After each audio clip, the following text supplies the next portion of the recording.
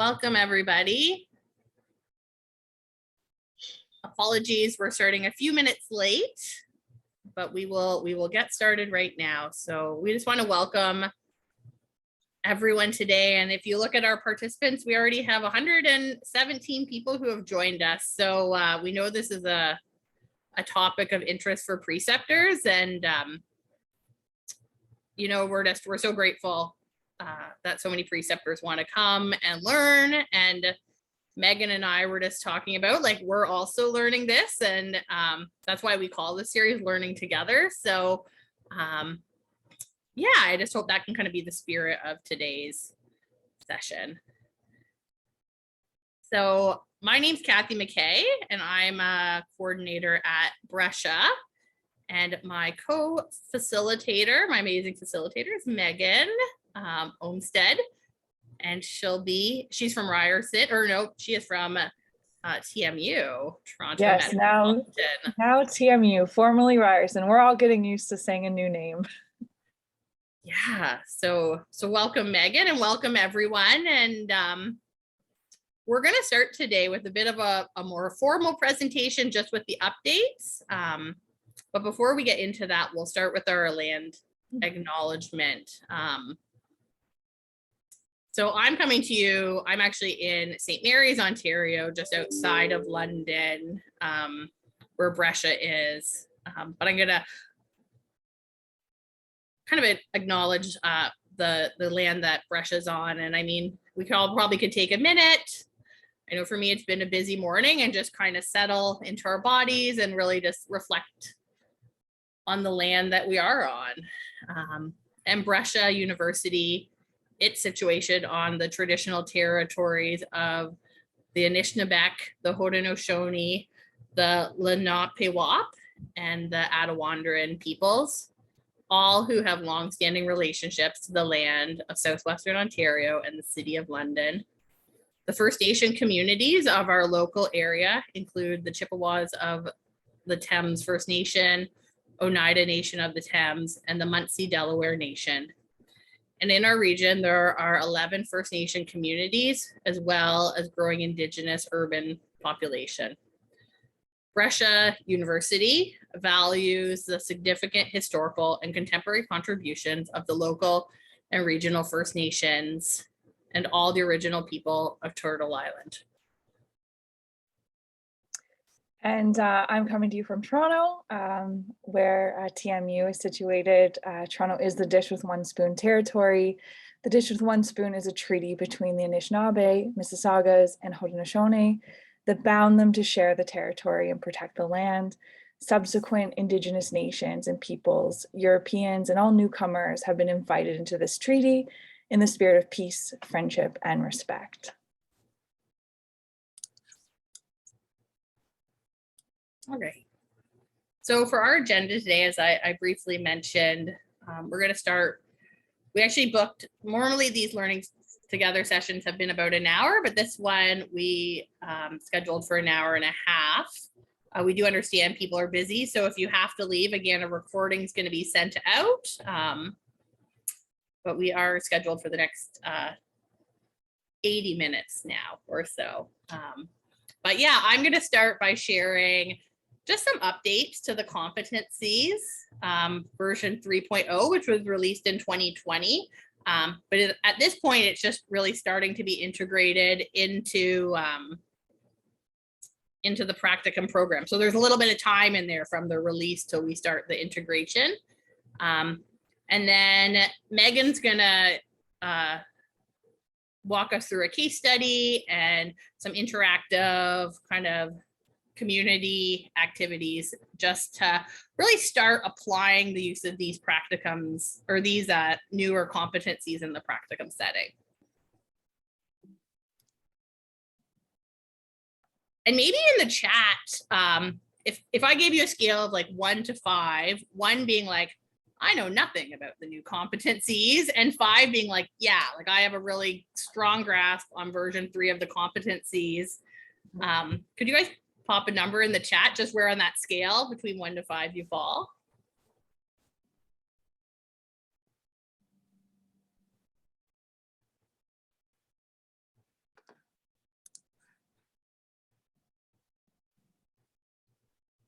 right.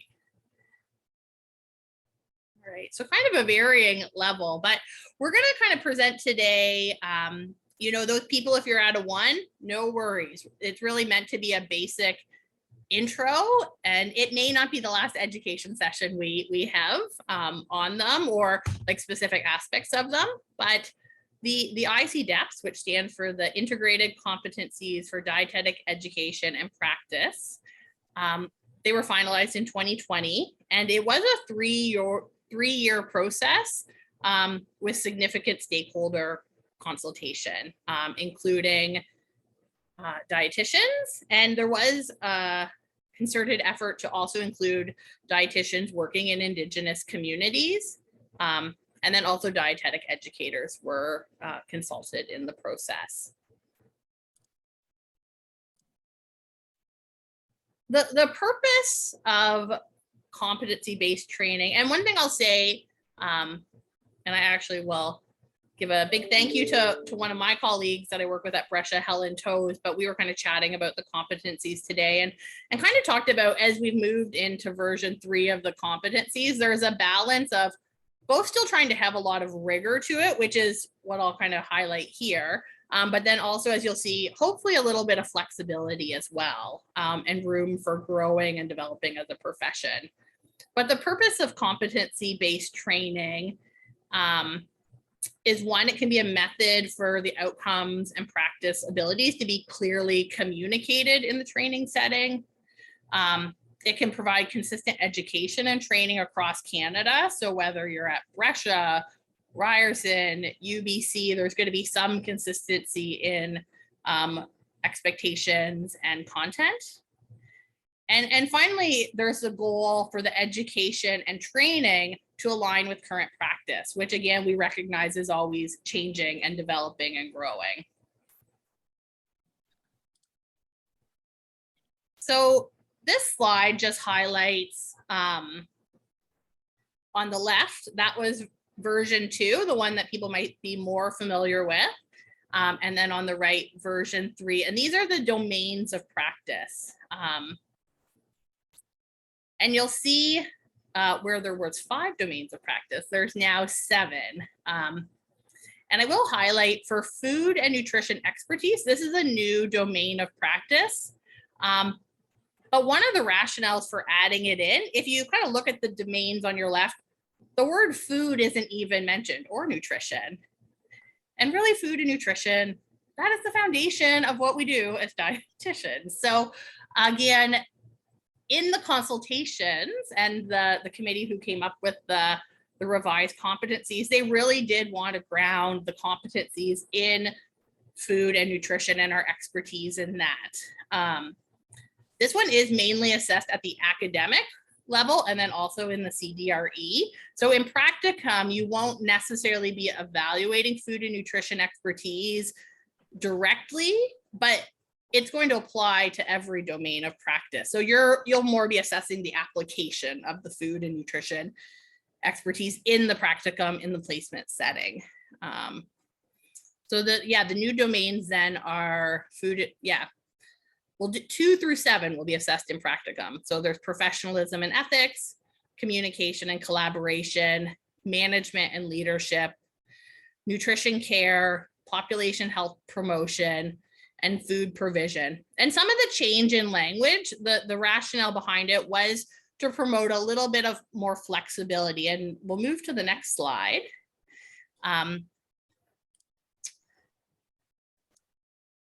Is the slide, maybe the slide after this one, actually. Oh, maybe my slide's missing. Go, can you go back? Sorry, Megan. Yeah, oh, that one. Yeah, that was the one I was looking for. Sorry yeah. about that. I just wanted to use this one just to share the framework for the competencies, and again, kind of highlight that idea of where the flexibility comes in. So again, you'll see in the middle there's food and nutrition expertise. And again, this is going to inform all areas of practice, and in the practicum setting, they're going to be applying it in every placement. And then around, we have these 3 rings. So there's nutrition care, food provision, and population health promotion. those are key practice areas in dietetics. You will see there's some overlap in the circles, and that was done intentionally to also recognize, you know, we don't work in silos. For example, someone might work in nutrition care and do a lot of patient work, but they might also then be doing some programming planning work, and they're going to be using those population health skills. Or somebody working in food provision, even working in, say, like a hospital kitchen, there's going to be aspects of nutrition care that might come in, as well as population health promotion activities. And Catherine had a question in the chat. Was it intentional to remove public health wording? I don't know, Megan, do you have thoughts on that? I think there was that aspect a little bit of increasing that flexibility, that population health can happen in more than just a public health setting. So for example, a community health center. Again, public health is a great place for, like, those skills will definitely be there, but there may also be settings where people, other settings where people can get those competencies. But Megan, I don't know, do you have anything to add to that? Yeah, I would agree with your interpretation of that. And from what I recall, it's also, we wanted to add in the fact that dietitians also do a lot of health promotion. And so, like you said, in multiple settings beyond public health units, but also the fact that we are promoting health across various settings as well.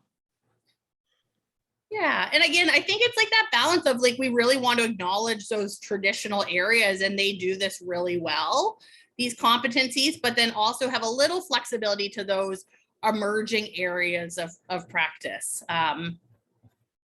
So for example, I have a student who's going to be on a farm doing their population health promotion this year. Again, and it can look a little bit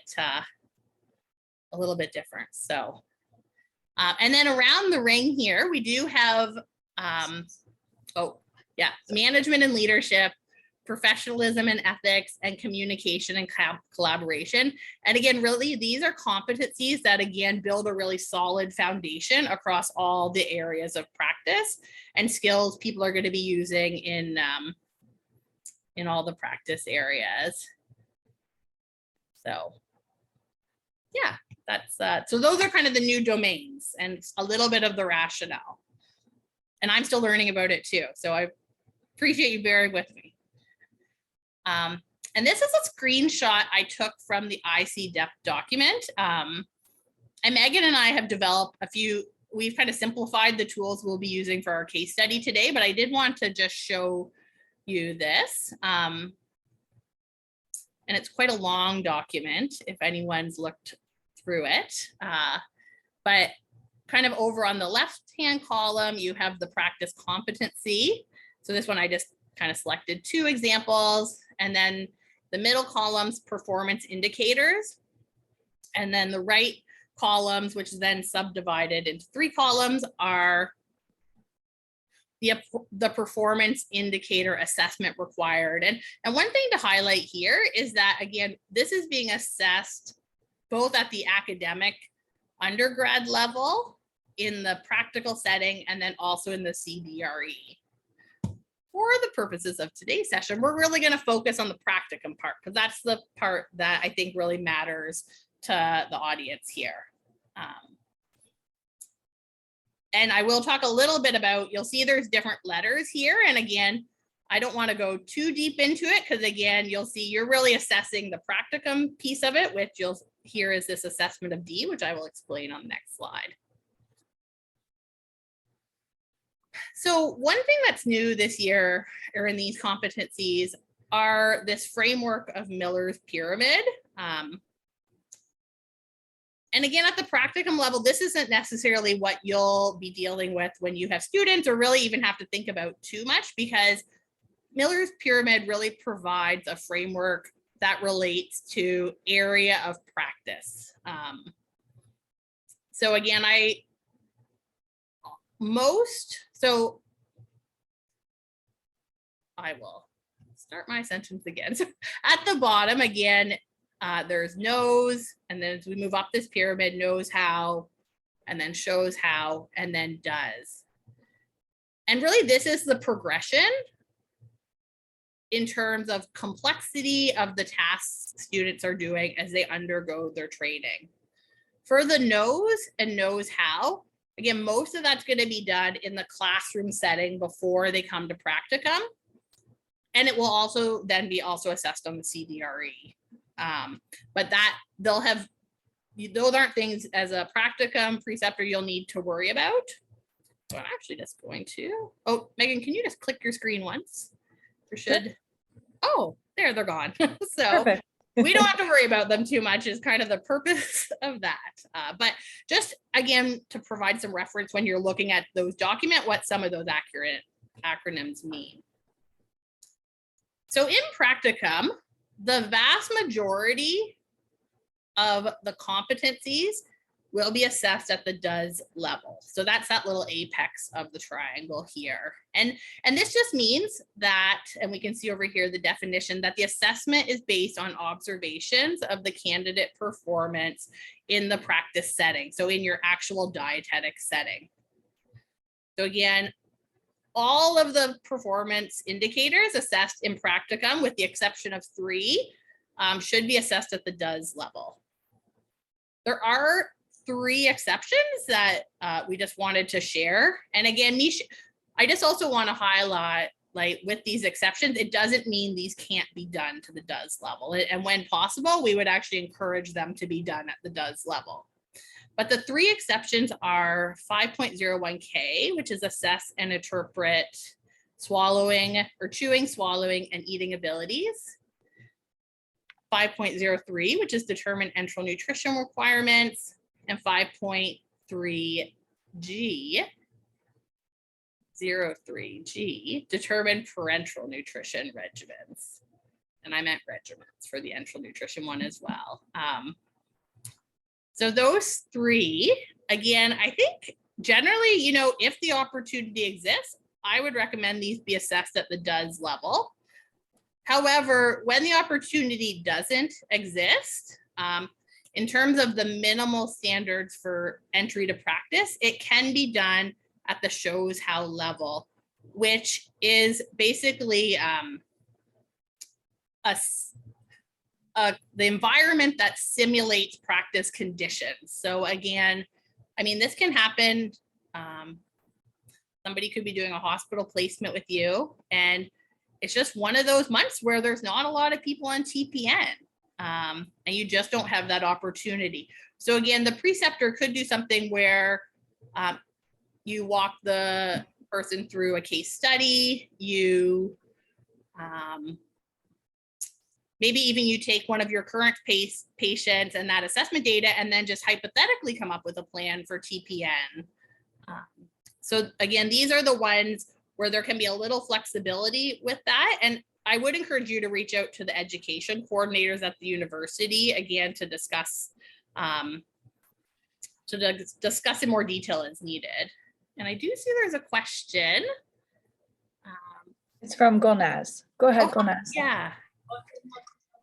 Hello, everybody. I have a question. If the practicum provides the opportunity to demonstrate DOS for enteral feeds and dysphagia assessment, would it be required that they actually demonstrate as DOS, or is the case studies is only when there's like a lack of experience provided in the setting? So that is my question. That's like if they have the opportunity, like do they have to demonstrate DOS, or is it just when we don't have the opportunity to demonstrate? So we do. In the past we've done like where we have setting, sometimes we go through phases of having several enteral feeds, and sometimes it's just like we happen not to have any case when the students are here. Absolutely. And I'll answer, and then I also let Megan answer, because again, we come from different programs. So there is the potential it could be a little bit, just the interpretation is a little bit different. But I certainly think when the opportunity exists, I would recommend doing it to the DOS level. And then there's no So these kind of set the ceiling, or no, the floor, not the ceiling in terms of expectation. So again, they're the minimum level. So students, I think, when the opportunity, and in terms of excellence in practice, if they have the opportunity to go beyond, I would certainly promote that. Megan? Yeah, I'd also agree with that. And Joy, your colleague at Brescia, also summarized it nicely in the chat. So again, these are, we look at case by case. Also keep in mind that we don't want to put undue stress on our preceptors. We already know, especially our inpatient dietitians who are coming out of COVID and probably still dealing with it. We appreciate that you might not have a TPN or EN patient, and that's why a case study is appropriate. This is also something that at TMU, and I'm sure at all of our other Ontario University programs as well, are doing case studies and simulations within the university to also help prepare students and meet these competencies in the event that you can't meet them in the placement setting. Yeah, absolutely. Well said, Megan. Great. All right. Moving on. Yeah, and again, I just wanted to kind of highlight, because I know when I first came to this job in 2019, I was a little confused by Miller's hierarchy and like the acronyms. And then I was like, well, is that the new rating system? But it's not the new rating system. So again, that's just kind of sets where the setting it's going to be, whether it's in practice or in a more could be in a more simulated practice setting. Most programs will still have some sort of performance standard rating. And again, these could vary by program. I think often in Ontario, one of the rating scales that is used is, for example, exposure, minimal supervision, and competency. And this is more equivalent to like the grade, even though we don't really love to use that term because we're trying to move away from that. But again, just assessing their performance, that's still the rating scale. You'll still be using some kind of a rating scale in the practicum setting. And we could probably have a whole other session just on interpreting those ratings. So if that's of interest, we will definitely love to hear that from you in our follow-up. Yeah. So this slide, I just wanted to highlight some of the new competencies. So I'm actually just gonna read them out. So 2.01, that's a new competency. And again, each of these competencies will have a number of performance indicators, but I'm just gonna focus on the competency now. So this is to practice within the context of Canadian diversity. 2.07, use risk management approaches. 4.04, undertake knowledge translation.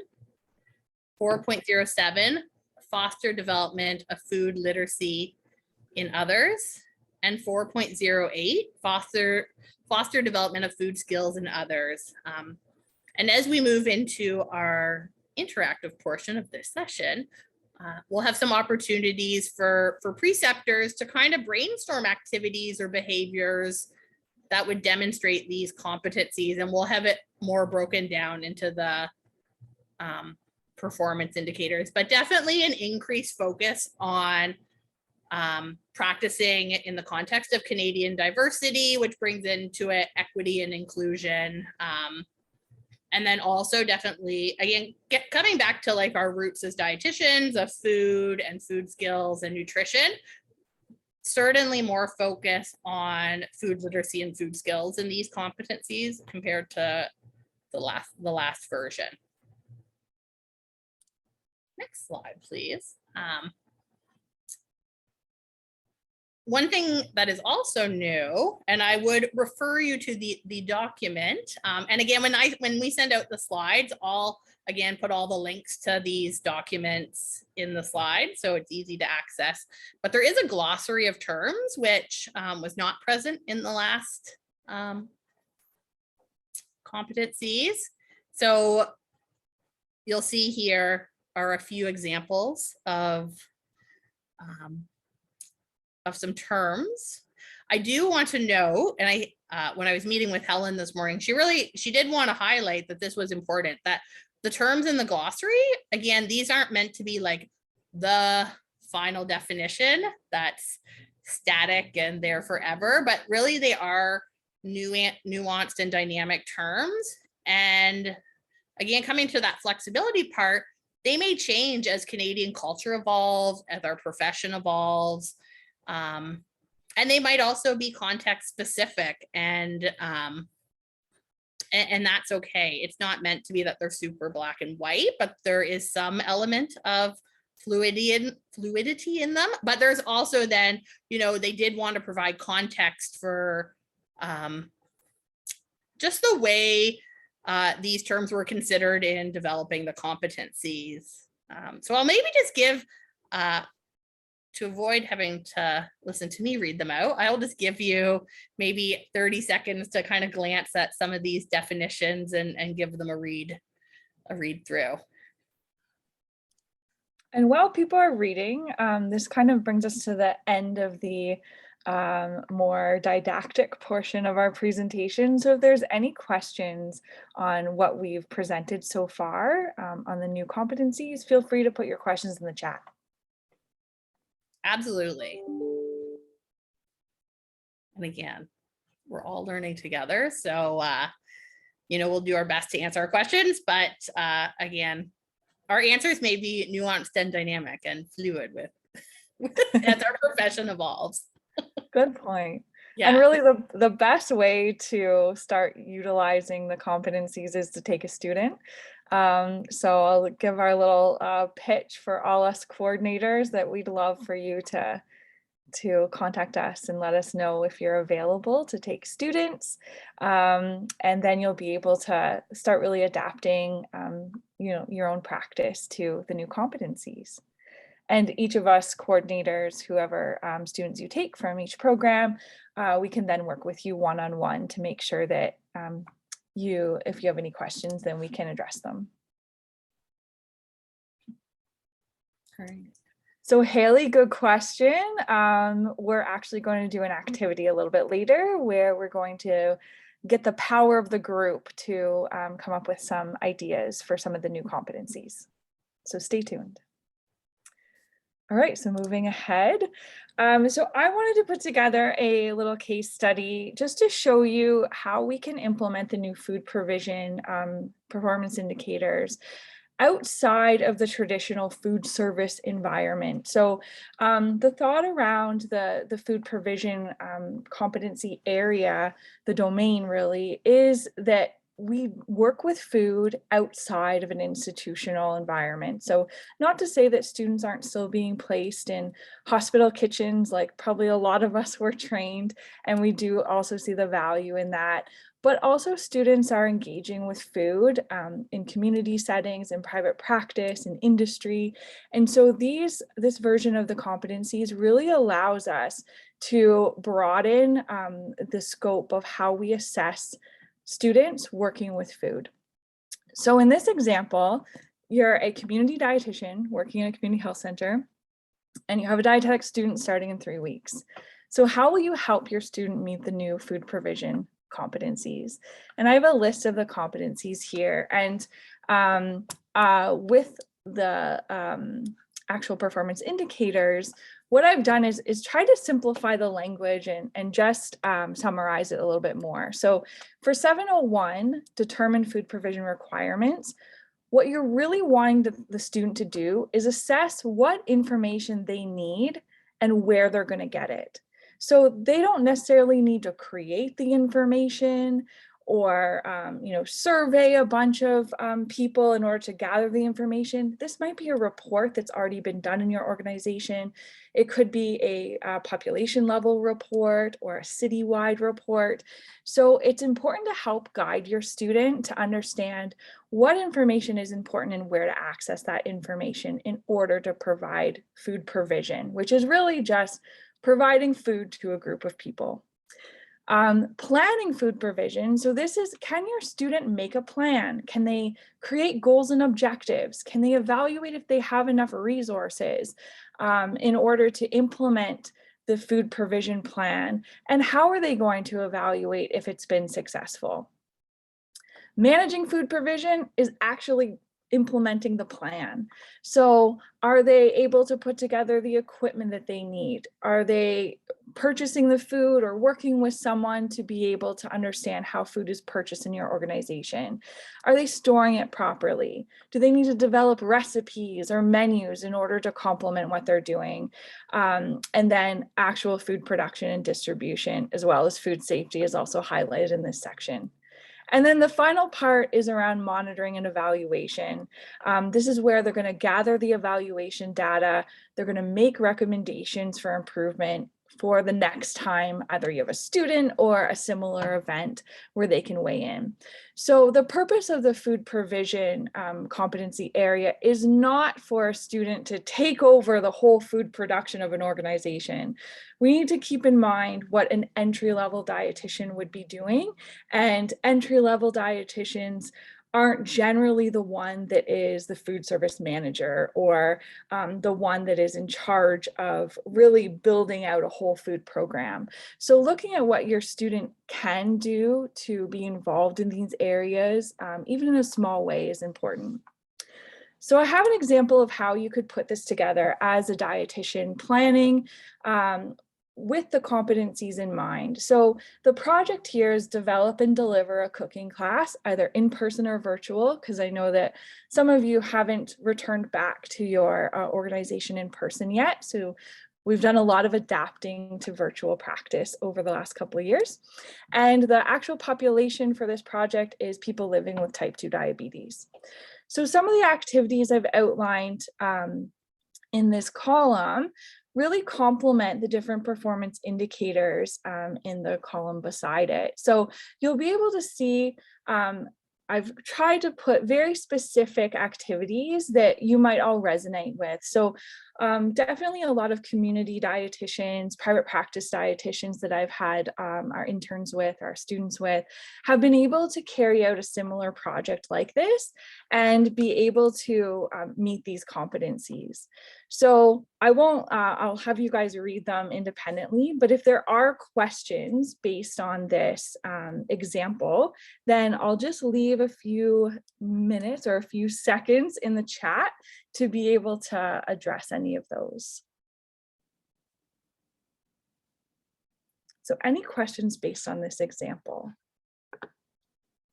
You can also feel free to unmute yourself if you'd like.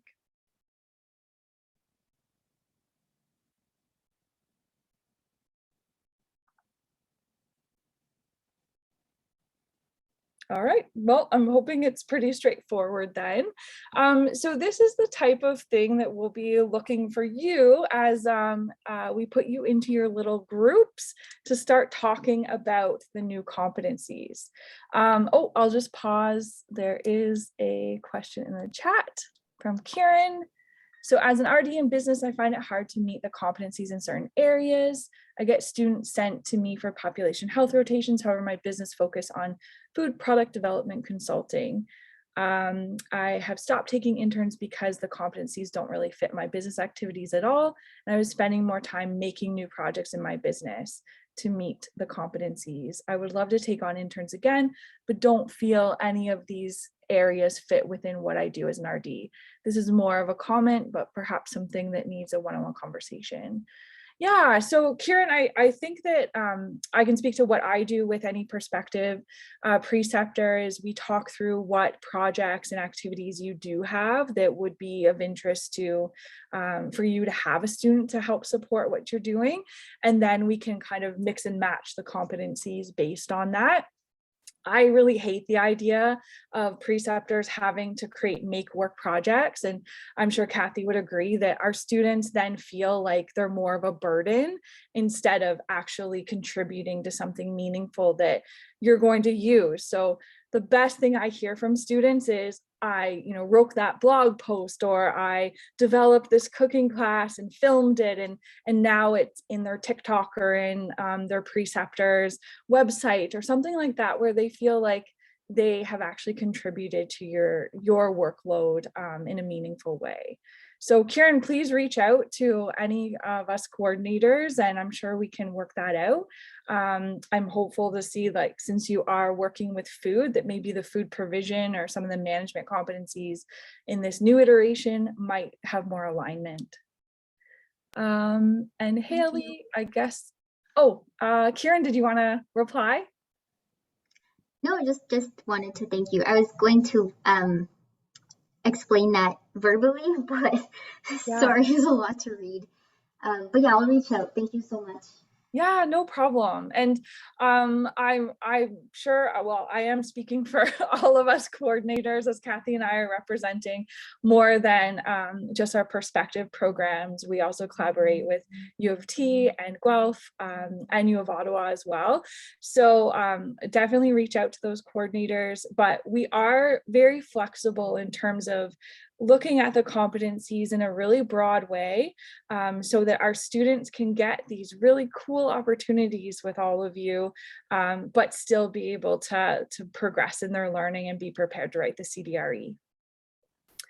Okay, and Haley, I guess I'm thinking in a health promotion, community placement, I wouldn't even be looking at the other competencies normally. Should I be looking at and assessing every single competency? So Haley, good question. I mean, there are a lot of indicators. And so what I usually suggest to preceptors is have that meeting with your practicum coordinator of the student that you're taking.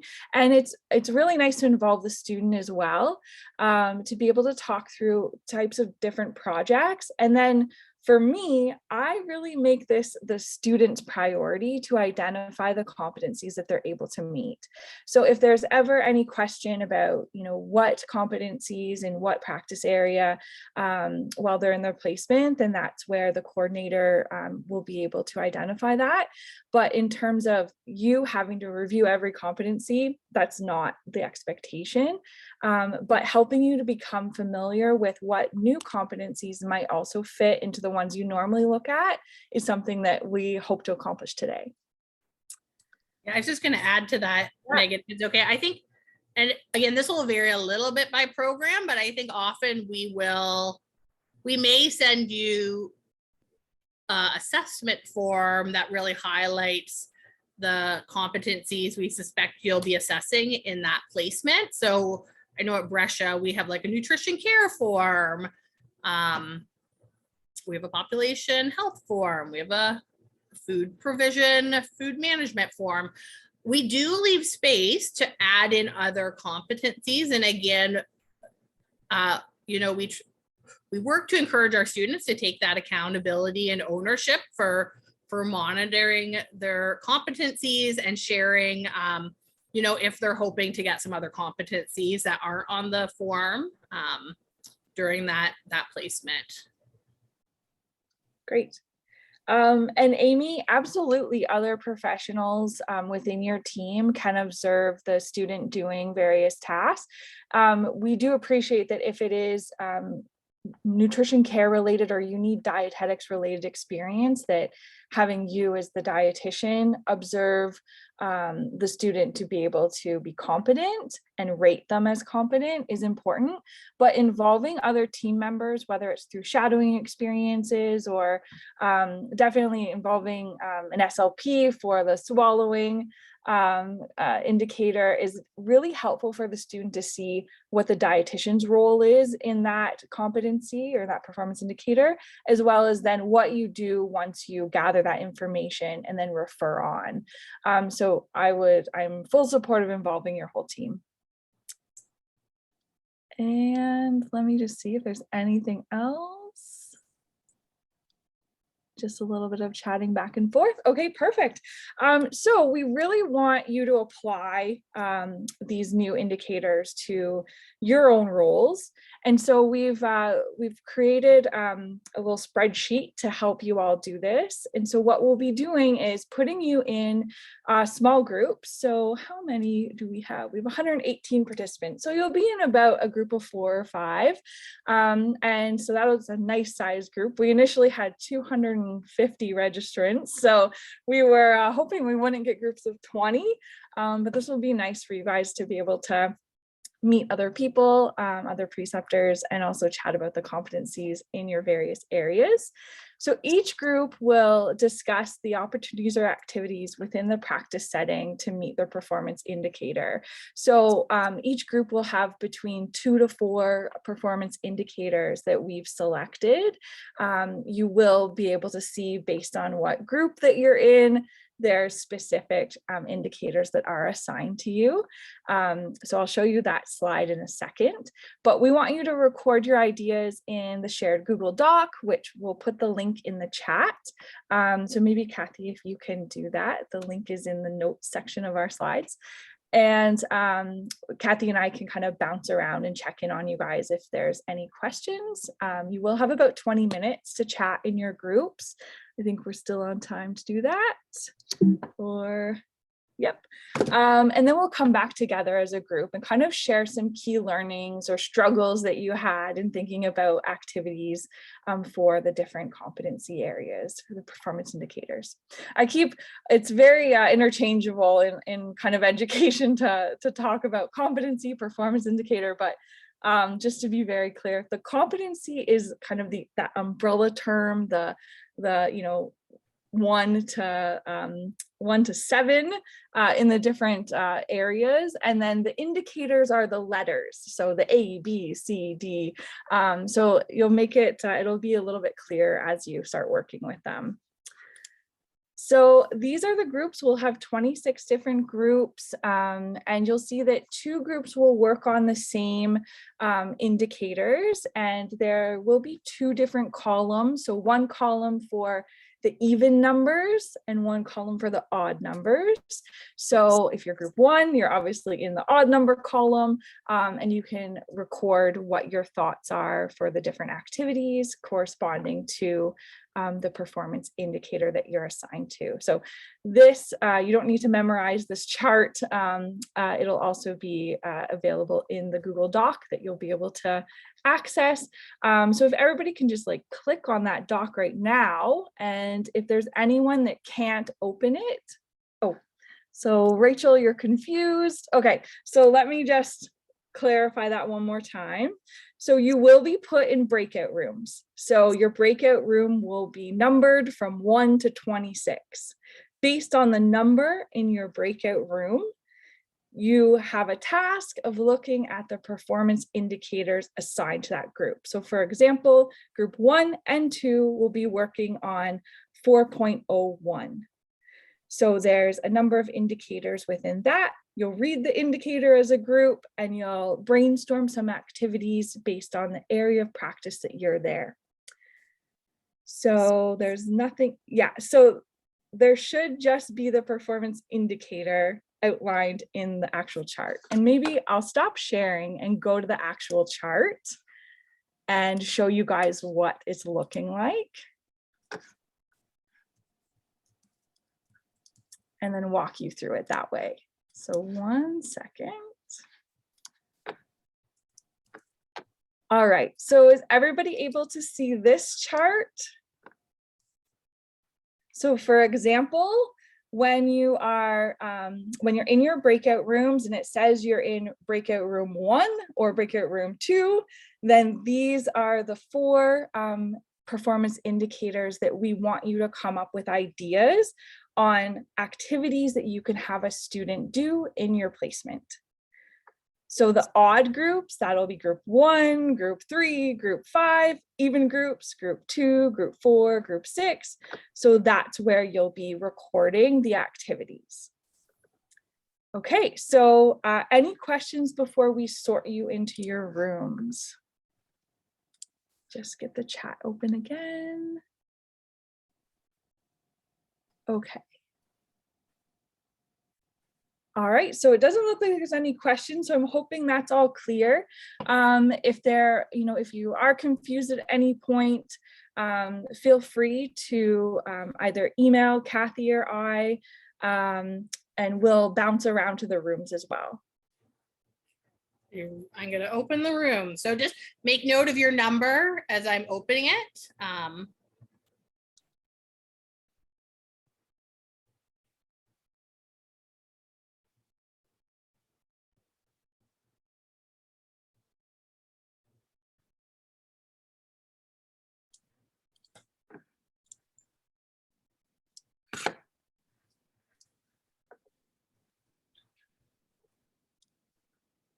All right, well, feel free if you feel comfortable to turn your cameras on so that we can have more of a face-to-face discussion.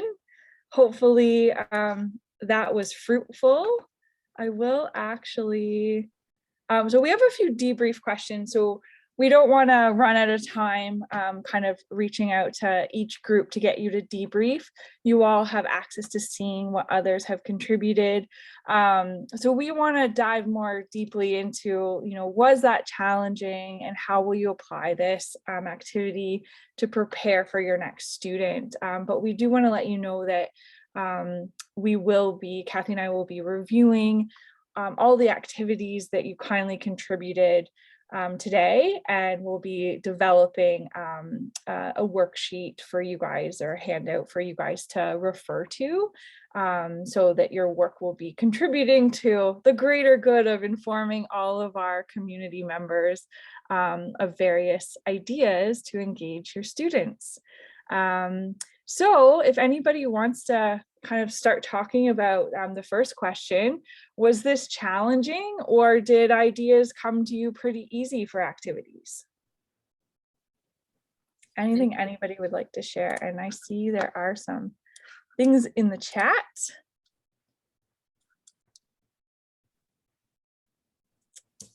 All right, Amy, go ahead. I was just going to mention, it wasn't too challenging, but something that I found really interesting was just, again, depending on where people are coming from in their background of practice, really impacted what ideas were brought forth. So, I mean, I think it's really something that's kind of a neat idea, because, that way there's a lot of variety in how these PIs can be met. So I think, that's the thing to remember about these performance indicators, is there's lots of different ways that they can be met. So again, if people are stuck with things at all, feel free to definitely reach out to your practicum coordinators at the university, because we're happy to brainstorm and come up with some ideas. Definitely. And Amy, you're coming to us from Guelph. So Amy is the MAN coordinator, for all of you that don't know that. So if you have a MAN student, then Amy's your go-to person. I have a question for Amy. Yeah. And I don't want to put you on the spot, Amy, but curious if anything ever came out of the repository that you guys were looking into getting built for this kind of thing, where there was like a searchable repository of project or ideas to be able to cover off some of these indicators. It's been started, but unfortunately with COVID, it's kind of got put on the back burner, unfortunately. And then with the new ICDEPs that came out, we didn't want to continue on with that because we were basing them on the old one. So it's still in progress. I wonder if we as a group, and this is with my ED hat on for PCDA, with the program coordinators, if there's any way that we could potentially host a repository that everyone could contribute to as an access definitely. point for all, you know what I mean? Yeah, for sure. I mean, I'm just putting this out there to you guys so you guys can connect with me privately if you want, if you think this would be something of interest, and then everyone else in the group could potentially have something to, as like a quick reference, right? So that you guys aren't individually getting inbox like crazy messages. Yeah, so we already have something existing, and I know Brescia is in the process of updating as well. And Kathy, can you just confirm that you're seeing the ICDEP reference guide on the screen? Yeah. Yes. Okay, so this is at TMU. This is what we developed a few years ago. And so this is our reference guide where you can search different competencies, the indicator, and then different examples. So this is obviously the old version, so the 2013 version 2 of the competencies. We'll be updating this over the summer for these new versions, and Brescia is also doing the same, but it's really not something that is school specific. This is, we built this out of the competency documents that our students have completed over the last 5 years, and pulled different examples from those logbooks. And so as a group, this is something that we'll contribute to, but were you thinking about something else, Kristen? Like, or like project ideas or? Yeah, so this is kind of giving you a better understanding of like what each of the competencies is really looking for. Right. But back when I was with the man, we were starting this like kind of repository of actual project ideas. So that last slide that you put up there about a cooking class, right? Yes. Yeah. So what's the idea? How would you put it together? And what competencies does this address? Mm-hmm. And to Amy's point, if we have all these people who are working together just on this one document that we did in a matter of 20 minutes, Yeah. right? That can be built upon so that at any given moment, an RD who's got a student can jump in and be like, I need something for somebody to do for this competency. And then you'll get 6 different choices. Yeah, absolutely. I think that's an amazing idea. So that's something that as coordinators, we can go away and see how we can brainstorm that. And I know the PCDA has built up an amazing website. So if that's something that you want to be involved in, then we're always open to collaborate for sure. Yeah, keep me posted. I mean, I'm happy to help however I can, right? But you guys are going to have like the most access to the most information. Right. But if it needed to be hosted somewhere for people to access and like contribute to, just let me know. We can work on it offside. Okay, perfect. Thanks for that offer. No problem. Joy, you had your hand up, Joy? Yeah, I don't know if the time has passed now, but I just wanted to agree with Amy about how nice it was to be in a breakout group with, RDs from different environments. We had a dietitian from CHC and then someone that works in a hospital and myself. And yeah, it was great. And I actually learned, definitely, I learned from that activity, just from the CHC perspective. So, and Kristen, I love that idea of, a bigger document. It's great. Yeah, I mean, there's so much we could do to develop further resources instead of us all working independently. And I saw a comment. So Ellen, you had said that it's so helpful to discuss with others. And this is one of the other reasons why all of us university coordinators are collaborating together, because we don't individually have all the right answers. So when we come together and we talk about different ideas, it's really helpful. And also bringing together preceptors that work with all of us, either individually or collaboratively, is really helpful to bring you all together as well. So we're glad that you're appreciating that.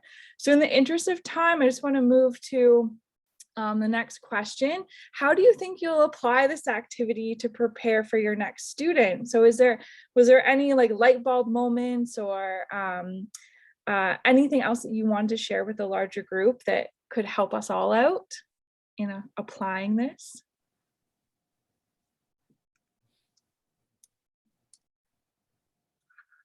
Hopefully this has got you excited to start thinking about taking a student and all the great ideas that they could do with you. Brianne?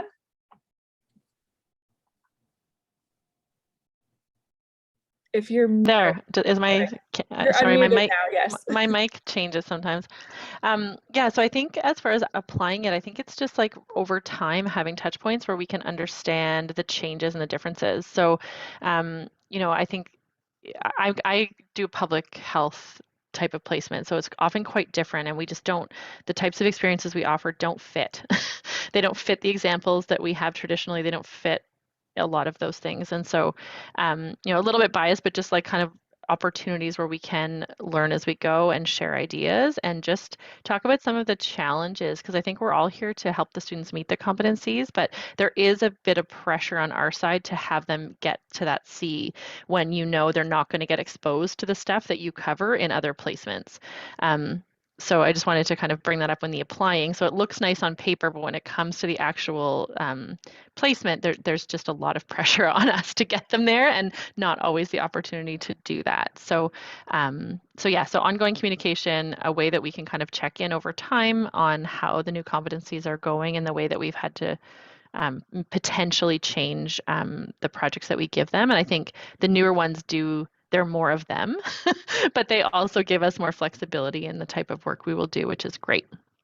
So Yeah, sort of a rambling way to get at a lot of things, but thanks. Yeah, no, I definitely appreciate that comment. And if anyone takes away anything from this, I hope that we've decreased the pressure to obtain competence. So if I would encourage all of you, when you have a student, reach out to the coordinator and in the first week or even before the placement, and talk through what competencies are possible.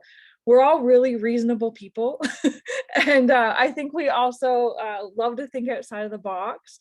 And as long as we have a clear understanding of what's possible, then we can work around their other placements to make sure that they, at the end of our programs, that they're all competent. And so there's never any pressure on any one dietitian to make sure that students are competent. So it is progressive learning across all of their placements. So if anybody is feeling that pressure, and sometimes students unknowingly put that pressure on their preceptors, believe me, we try very hard to get them out of the check mark mentality or check box mentality of the competencies. And I think moving in the direction of, if you complete this project, then this is what you can achieve. Or if you do these activities, this is what you can achieve, might get them out of that and really value learning about what it's like to be a dietitian while they're in that placement. So please speak to us as coordinators. That's kind of the underlying message here. We're here to help you plan to progress your student in your placement. Okay, so Haley, you really wanted to discuss the diversity indicators. So I'm just going to move over to the breakout room document and scroll up to them. So I think they were, sorry, let me just find them 1 second.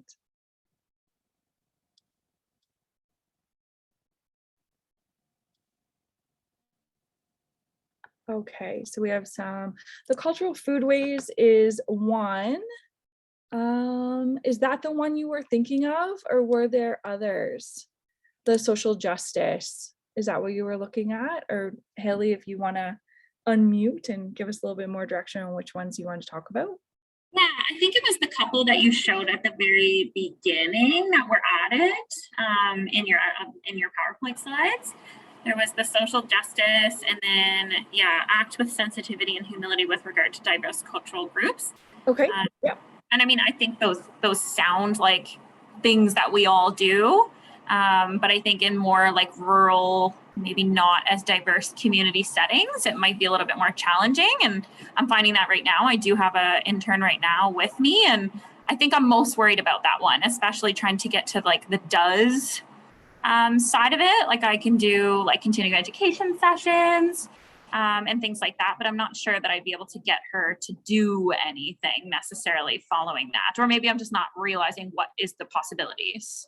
Yeah, and I mean, I jumped into a couple groups and we had this discussion of sometimes it's, a student is already doing it, or you're already acting in this way without kind of recognizing that you're exhibiting these behaviors. So sometimes it's hard to identify what do they need to do? And so I reframed it as maybe what do they not need to do, or what behaviors do you not want to see? So in some of these, it might be important to talk about the different populations that you do see and maybe some of the biases that could come up. And so these discussions with your student through your own practice can be really helpful in getting them to reframe their thinking. And then you can see in there, it could be in like a nutrition care counseling type of placement, the different questions that they're asking. It could be in their body language. It could be in their assumptions that they're using, or their, interest in looking at different types of foods, cultural foods, or foods that maybe they're not familiar with, and what type of background that they've done in order to increase that knowledge. But it is, you're right, like, and we are still learning on some of these things to be able to identify what are you really looking for.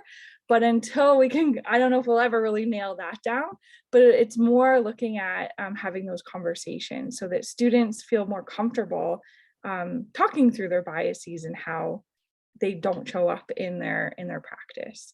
And Kathy, did you want to add more? Yeah, I just put a few comments in the chat. But again, I think it's within the context of your community, right? So again, different communities are going to have different demographics. And I just think, again, we can look at a lot of different, I know often we think of like racial diversity, I think is what comes to mind. And maybe you're working in a center where it is more of a European background, white group. But there's still going to be points of diversity around, socioeconomic status, like reading, people, like education level, I guess, SES. And then I just put an example here, like I come from a farming family and my dad's been fairly involved in the healthcare system. He's on dialysis. So, I mean, we've seen dietitians and his doctors, and I mean, he's got my family has, like I can say, we have a culture around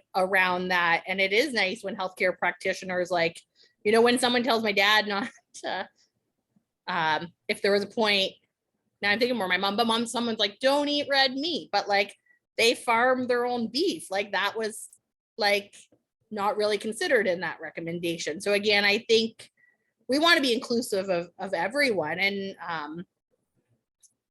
we all have our own cultures. And again, it's going to look different depending on where you're working, the setting, the region. But I think, again, this can apply everywhere. Yeah, really good point. And so, yes, this document will, you have access to it. We won't cut off your access, but Kathy and I will be kind of looking at a format that we can share with everybody and make available to all preceptors as well. So the more that we know what tools would be helpful for all of you, the easier it'll be for us to continue to collaborate. So just moving back to what's next, Kathy, I'll hand over to you. Yeah, so, and again, I think I can speak for Megan and myself. We're so appreciative of everyone's engagement with this session. And again, I did put it in the chat, but I think this is something we want to co-create. And Megan and I were talking about it while people were in the breakout rooms. It's, the best way to get into these competencies is just to get into them and work with them. Nobody's going to go in as an expert or knowing everything. And I think maintaining that curiosity and openness is really important in this. So again, as we mentioned, Brescia and TMU, we're both working on developing some web-based resources with examples of activities. And again, I think it was Kristen who had the comment, like, I love that idea of a repository. Sometimes it's just, figuring it out from the logistics tech side about where do we host stuff, but definitely open to problem solving and thinking about it. So we want everyone's input. But one thing, and I'm going to ask it here, and then we're also going to send out a survey, both just to see how you found the session today, but also then really, to gather some input about what would be helpful. So again, this is just the start. And I know different programs are at different levels of implementation. So, I mean, if you take students from different programs, you could have students where they're still in version 2, some students are in version 3. So please just bear with us. But yeah, I would just love, you can pop it in the chat or unmute yourself. If anyone wants to share any tools, resources, education sessions that they would love to see or they think would be helpful. And I think we're also at time, so you can, you know, note that down as well, so that we can, you can put all that in the survey. But yeah, we thank you all for joining us.